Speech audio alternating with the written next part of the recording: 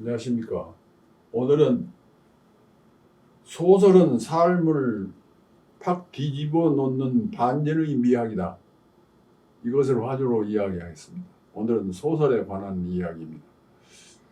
그런데 소설에 관한 얘기를 하면서도 저는 시에 대한 얘기를 곁들여서 하니까 시 공부를 하는 분들에게도 도움이 되리라고 생각합니다. 소설은 왜 쓰고 왜 독자들은 소설을 읽는가? 여러분들 야구 좋아하는 사람이 있을 겁니다. 약한 야구팀이 강팀에게 질질 끌려가는 야구 경기를 왜 9회 말까지 보는가요? 역전 홈런이 있기 때문입니다. 그것을 소설에서는 반전이라고 말합니다. 반전, 팍 뒤집어 엎는다면. 유도에서는 업어치기해서 한판 승으로 이기는 것이죠.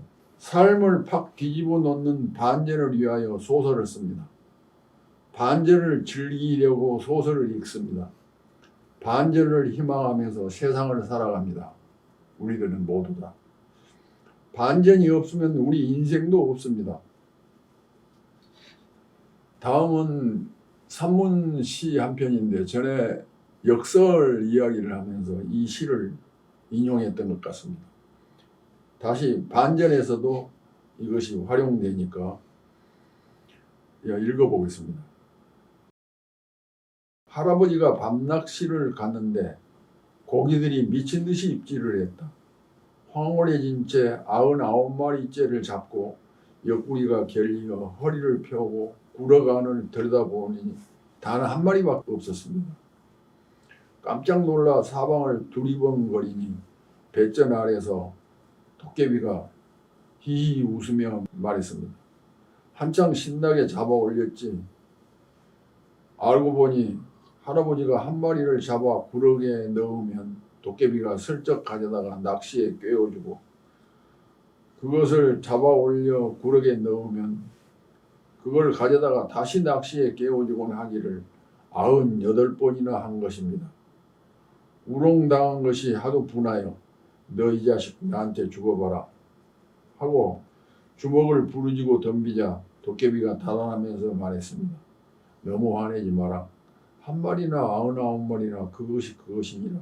이것은 제가 어린 시절에 제 할아버지에게서 들은 이야기를 꼭 그대로 쓴 산문시입니다. 너무 화내지 마라. 한 마리나 99마리나 그것이니라. 이 말은 시에서는 역설이라고 하는데 소설로 치면 반전입니다. 그 반전을 주역에서는 변수라고 말합니다.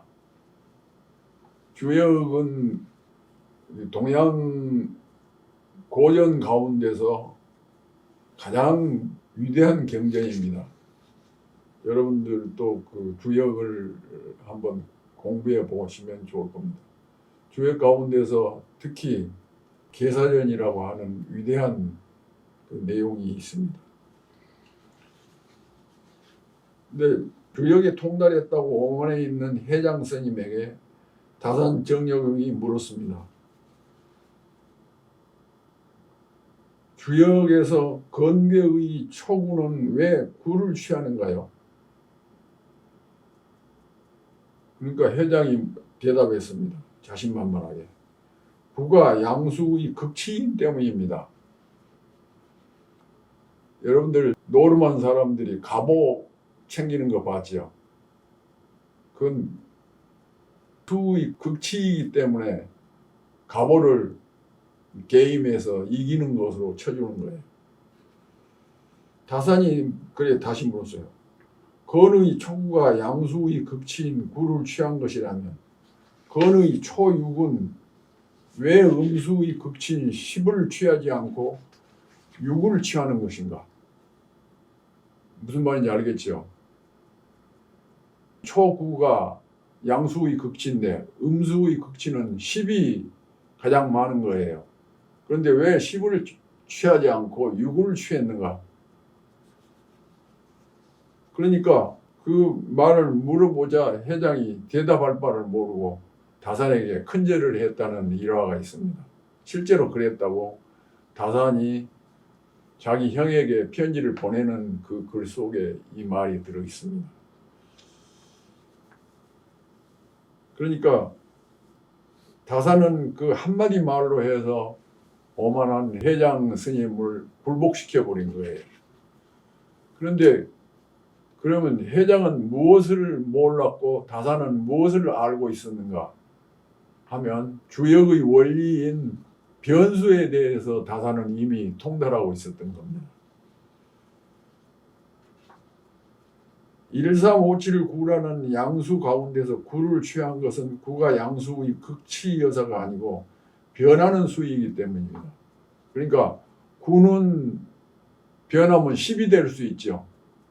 빠지면 8이 될 수 있는데 음수의 극치인 10은 하나가 넘어가면 1이 되거나 0이 그래서 노름하는 사람들은 10이 무대라고 해서 한 끗보다 더 못한 거예요. 가치가 없어.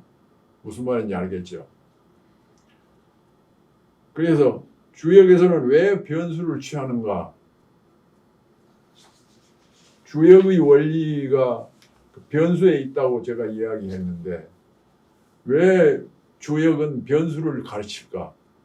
철학적인 원리로 삼았을까? 그런데 우리나라에 그 주역의 원리가 들어와 있어요. 민요에 달도 차면 기운하니 그랬죠. 달이 차면 더 나아가지를 못하고 점차 기울어지는 거예요. 그것이 변수예요. 그러니까 부자가 되면 더 이상 부자가 되려고 하는데 자칫 잘못하면 넘어버려요. 그리고 어떤 좋은 수가 생겨가지고 막 즐거워하고 있을 때 마가 들어와서 하루아침에 죽을 수도 있고, 그러니까 즐거워서 춤추고 술 마시고 운전하다가 꽝 자동차 사고 내고 영보다 더 험한 것이 되어버리는 그것이 변수인 거예요. 달이 차면 반드시 기울고 바닷물은 밀물이 닿으면 썰물이 시작되고 썰물이 닿으면 밀물이 시작된다. 밤이 닿으면 아침이 된다. 이게 변수라는 거예요. 근데 주역에서 그 괴가 있습니다. 괴를 짓는다고 그러죠. 가령 그 주역에서 손괴라는 손자가 있습니다. 손. 8괴 가운데서 손이라는 괴인데 들어간다는 뜻을 가지고 있습니다. 그런데 그 속에 이 말이 들어있지 않지만 나온다는 변수를 숨겨 가지고 있는 게 이 손자예요. 무슨 말인지 알겠어요? 변수. 사업이 한창 번창하다가 극치에 이르면은 변수가 생겨요. 그 망하는 변수예요. 그러니까 달도 차면 기운다고 했듯이 변수가 반드시 들어오는 겁니다. 그러니까 그 변수를 잘 활용해 보면 우리 삶에서 아주 재밌습니다. 번개와 우레를 이기는 것은 햇빛이고 살갗을 따갑게 하는 햇빛을 이기는 것은 꽃그늘이고 꽃그늘을 이길 수 있는 것은 밤이고 기나긴 밤을 이기는 것은 잠이고 잠을 이기는 것은 아침빛이다. 이것도 전부 다 변수로 되어 있어요. 제가 이것을 시로 쓴 적이 있습니다. 변수.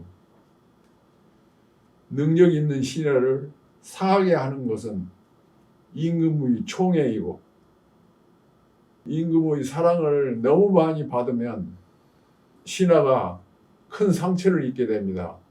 왜냐하면 사랑을 받아서 높은 자리로 올라가는 건 좋은데 사랑을 받지 못하는 신하들의 시기 질투를 받아서 없는 것을 했다고 막 그 뒤를 파가지고 결국은 그 사랑받던 신하가 죄를 짓고 유배를 가는 일이 생길 수도 있습니다.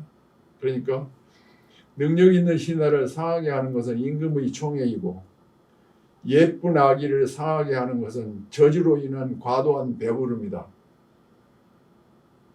어머니가 젖이 적으면은 아기가 우유를 대신 먹어야 되잖아요. 그런데 어머니 젖이 너무 많아가지고 아기가 자꾸 과식을 하게 배가 너무 많이 물어 설사도 하고 아기를 상하게 하는 것이 엄마의 젖이라는 거예요. 엄마의 젖이 그 아기를 살찌게 하고, 근데 그 살찌게 하는 것이 도가 넘으면은 아이에게 오히려 해로운 배부릅니다. 신인들이 주역을 공부한 것은, 우리 선인들이, 우리 어른들이 주역을 공부한 것은 우주 율동의 변수를 터득하려는 것이었다. 그러니까 우주 율동에 변수가 있다는 것입니다.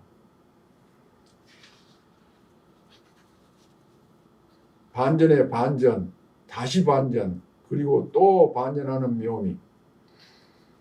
근데 제가 소설에서 한 소설가와 친구 변호사가 이 반전에 대한 이야기를 하는 것을 쓴 적이 있습니다.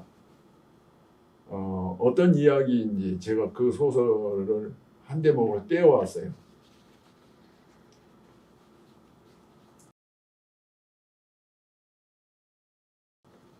얼마 전에 문득 찾아온 호라비인 친구 변호사 이계두가 소설가 허소라에게 말했습니다. 내 고객 가운데 참 알 수 없는 자수성가한 한 남자가 있었는데 말이야. 그 남자는 참새처럼 체구 작달망하고 얼굴에 개자식 같은 주근깨가 널려있는 여비서 하나를 사무실에 두고 살면서 사채놀이를 해가지고 돈을 500억 원쯤 불렸지. 그 남자 소주 몇 잔으로 얼그레진 채 말하기를 그 여비서의 주근깨들을 어찌 보면 뱁새나 참새나 송장 메뚜기의 까만 눈동자처럼 살아 움직이는 듯 싶다는 거야. 그러니까 여비서의 주근깨들이 그렇게 이뻐 보인다는 거죠. 왜 그렇게 이뻐 보이는가, 그것은 여러분들이 짐작하시기 바랍니다. 좌우간 어찌된 까닭으로인지 아내가 강남 아파트를 팔아가지고 무남 동료인 딸을 데리고 캐나다로 달아나 버린 뒤로 그 남자는 사무실에 간이 침대 하나를 놓고 라면으로 끼니를 때우면서 줄담배를 피우고 취하고 싶으면 골뱅이 캔 안주에다가 소주를 마시고 심심하면 자판기에서 달디단 커피를 뽑아다가 한 모금씩 즐기면서 구닥다리 텔레비전을 들여다보고 살았는데 어느 날 불행하게도 간암 판정을 받았어. 죽음을 앞에 둔 그 고리대금업자가 자기의 통장들을 모두 참새만한 여비서에게 내주면서 들어있는 돈을 모두 자기 앞수표 한 장으로 바꿔 오라고 했어. 은행에 다녀온 여비서에게서 자기 앞수표 500억 원짜리를 받아든 그 남자는 그녀에게 자판기 커피 한 잔을 뽑아오라고 시켰지. 여비서가 복도로 나간 다음 그 남자는 라이터 불을 켜서 자기 앞 수표를 불에 태우고 그 재를 부스러뜨려서 흰 종이에 담아놓고 기다렸어. 여비서가 커피를 뽑아오자 그 재를 입안에 털어넣고 커피 한 모금을 먹으며 꿀렁꿀렁해서 꽁깍 삼켜버렸어. 그 500원짜리 자기 앞 수표를 태워서 재를 커피에 타서 그렇게 먹었다는 거예요. 여러분들 어처구니 없죠. 그런데 그 다음 이야기를 주시하기 바랍니다. 그 고리대금업자 아내하고 자식하고를 멀리 내보내고 혼자 평생을 사는 데에는 무슨 속사정인가가 있었죠. 성불구였던 겁니다. 발기부전에다가 무정자증 말이에요. 아내가 낳은 아이가 다른 남자의 아이라는 것을 알았던 것이. 그 말을 하는 순간 허소라는 가슴 속에 썰물이 지고 잿빛의 갯벌밭이 질펀하게 드러나는 것이었습니다. 그럼 콧구멍만한 사무실에서 부리는 참새처럼 작은 여비사라는 존재는 뭐야? 야, 이게도 이야기가 너무 어처구니 없고 절망적이야. 그거 어디 슬퍼서 쓰겠냐? 결말에서 어떤 반전인가가 있어야지. 홈런처럼 팍 뒤집어버리는 반전 말이야. 하고 항의하듯이 허소라가 말했고, 이계두가 코웃음 섞인 소리로 대꾸했습니다. 무슨 소리야? 그것은 실화인데 어떻게 반전이 있어야 한다는 거야? 소설가라는 사람들은 하여튼 알 수가 없어.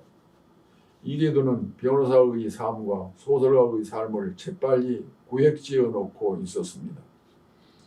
변호사가 사건을 의뢰하러 온 사람들의 호주머니 속에 들어있는 돈을 이용하여 빵과 고기와 포도주를 사서 먹고 마시는 족속이라면 소설가는 하얀 종이를 꺼내서 빵, 고기, 포도주라고 쓴 다음 그 종이를 먹는 한심한 족속입니다.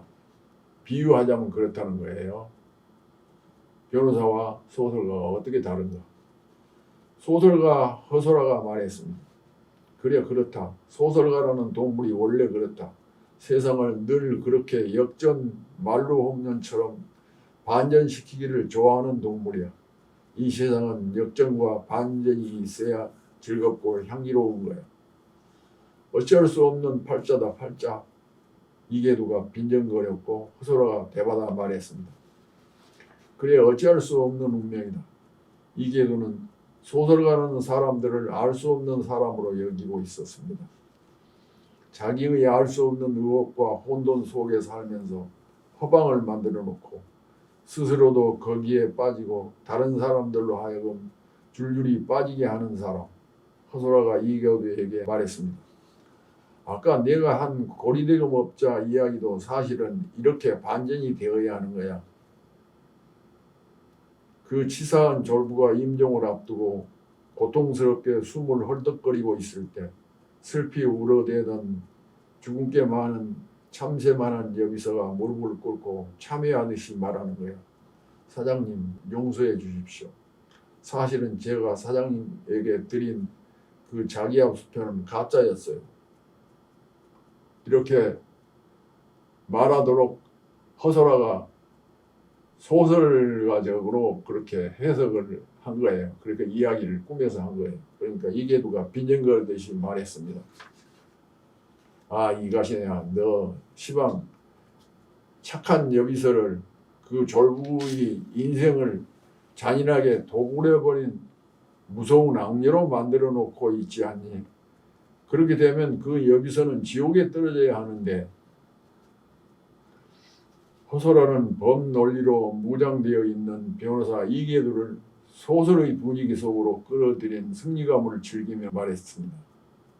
이 버스매야, 귀 잘 쫑그리고 들어봐.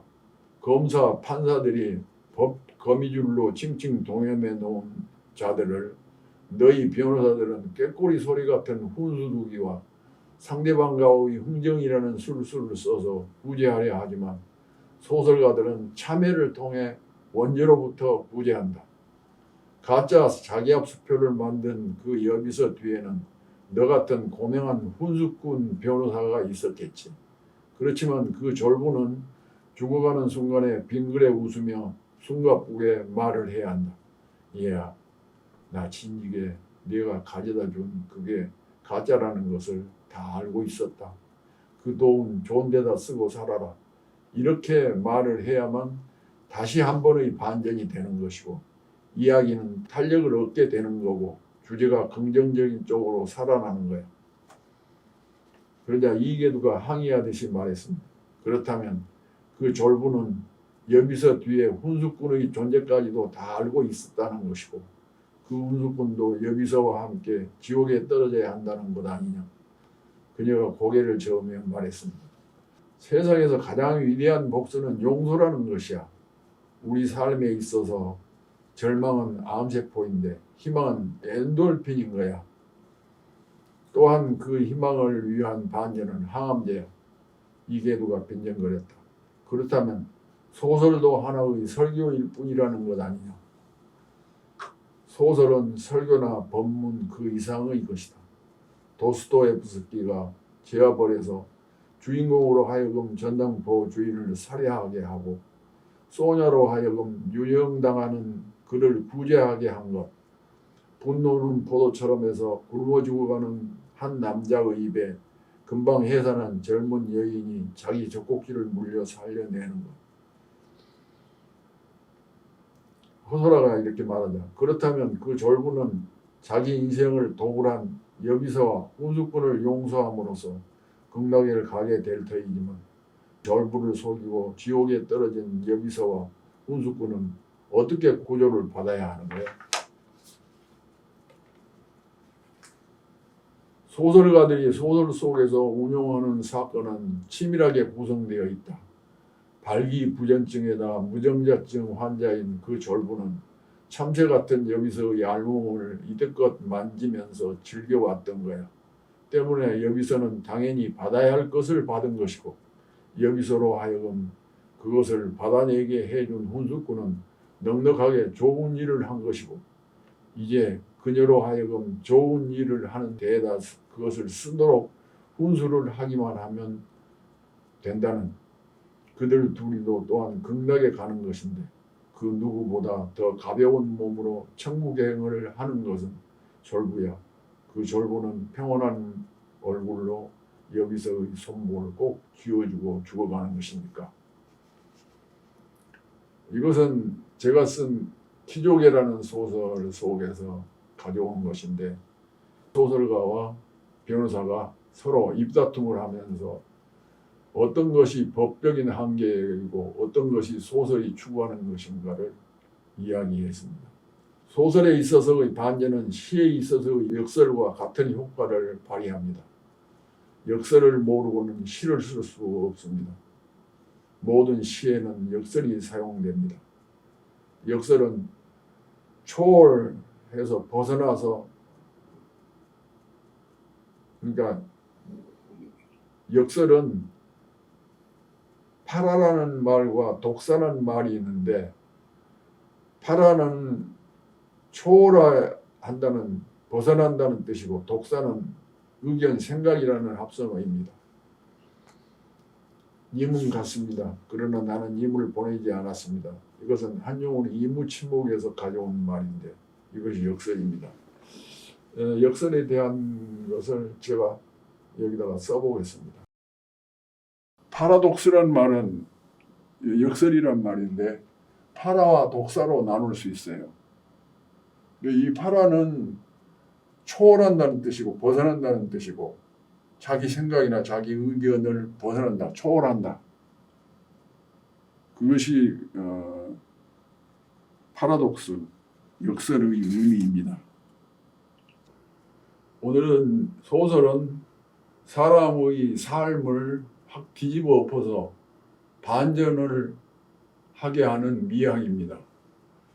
한 변호사와 한 소설가가 서로 만나서 어떻게 법적인 것과 소설적인 것이 갈림길에 서는가, 그리고 또 똑같은 어떤 가치 있는 일을 하는가, 그것에 대한 이야기를 했습니다. 오늘 제 강의 마치겠습니다. 감사합니다.